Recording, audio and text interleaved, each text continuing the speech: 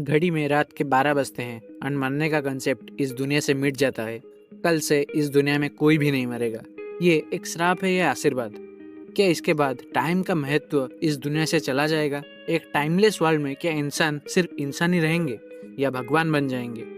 क्या इमोर्टलिटी जो हम सोच रहे हैं वैसा है या इसमें कुछ कैच है? ये है the road not taken and आप देख रहे हैं what if humans became immortal. Earth पे किसी चीज का पॉसिबिलिटी 100% नहीं है सिवाय मरने का। जो भी इस धरती पे आता है वह कभी ना कभी इस धरती से चला जाता है।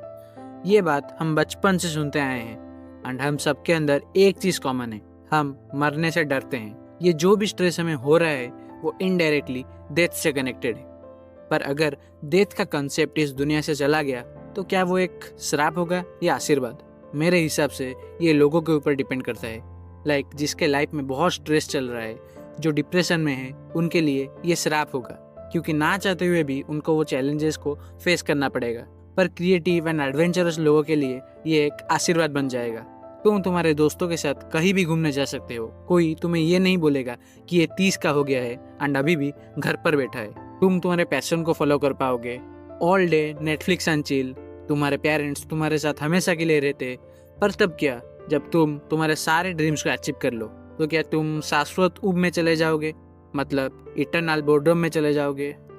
हमारे दुनिया में सबसे पावरफुल चीज है टाइम, जो धीरे धीरे खत्म हो रहा है। सिर्फ टाइम ही एक ऐसा चीज है जिसके लिए हम मेहनत कर रहे हैं कि भाई 20 पे नौकरी मिल गई तो 40 तक पैसे सेव कर लूंगा, फिर दुनिया घूमूंगा। टाइम के बिना वो अर्जेंसी, वो मोटिवेशन सब खत्म हो जाएंगे। हम इमोर्टलिटी के जाल में फंस जाएंगे। जरा सोचो, तुम बोल रहे हो कि 100 साल बाद मैं पढ़ना स्टार्ट करूंगा, 100 साल बाद मेरा एक कंपनी होगा। हर वो चीज जो हमें आज करना चाहिए वो हम कल करने का सोचेंगे क्योंकि हमारे पास टाइम ही टाइम है।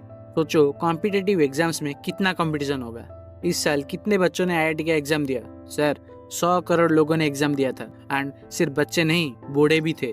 तो अगर इंसान अमर हो गए तो क्या टाइम अपना वैल्यू खो देगा? कई मायनों में हाँ। विदाउट लिमिट टाइम एक कभी ना खत्म होने वाला अदृश्य चीज बन जाएगा। हो सकता है कि इमोर्टलिटी हमें टाइम के बारे में कुछ ऐसा सिखा दे जिससे हम टाइम को फिर से वैल्यू करने लगे। एंडलेस पॉसिबिलिटीज है। पर तुम्हें क्या लगता है? कमेंट्स खुले हैं। भाई चैनल को सब्सक्राइब कर दो, तुम्हारे माँ बाप अमर हो जाएंगे। अरे नहीं, अगर तुम्हें व्हाट इफ वीडियोस देखना पसंद है तो सब्सक्राइब कर दो। धीरे धीरे तुम हमारे जाल में फंस जाओगे।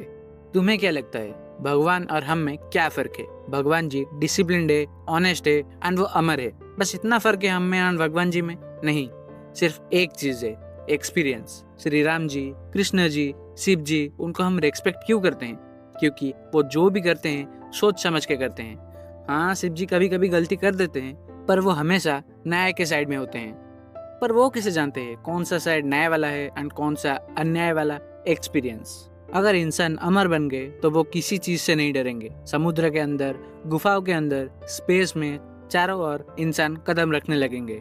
सोचो, अगर रामानुजन जी आज जिंदा होते, आइंस्टाइन, न्यूटन, स्टीफन हॉकिंग सारे जिंदा होते तो क्या होता? हाँ, स्टीफन हॉकिंग जेल में होते पर जितने भी जीनियस माइंड्स थे वो आज जिंदा होते तो हम आज एक इंटर गैलेक्टिक सिविलाइजेशन में होते।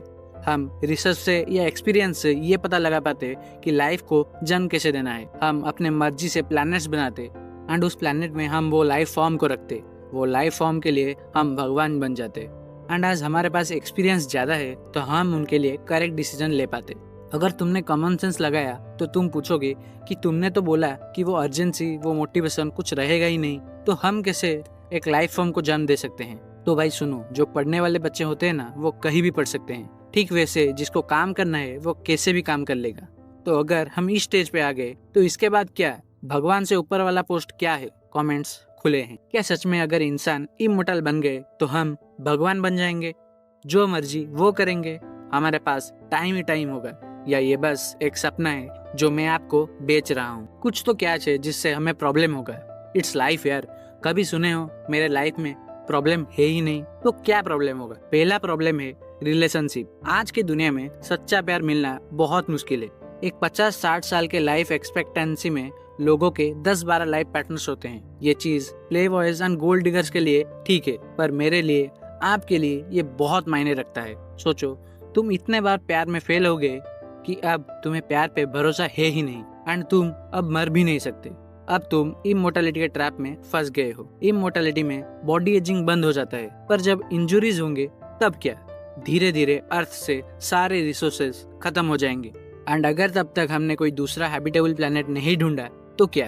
एंड सबसे आखिरी में, अगर हम इमोर्टल बन गए तो लाइफ का मीनिंग क्या होगा? हम एक चीज को एंजॉय करते हैं बिकॉज हम जानते हैं कि वो चीज हमेशा के लिए नहीं होगा, पर अगर हम मरेंगे ही नहीं तो उस चीज को हम बार बार एक्सपीरियंस कर पाएंगे। तो क्या इमोर्टलिटी जो हम सोचते हैं वैसा है, या ऊपर कुछ और दिखता है एंड नीचे कुछ और छुपा बैठा है?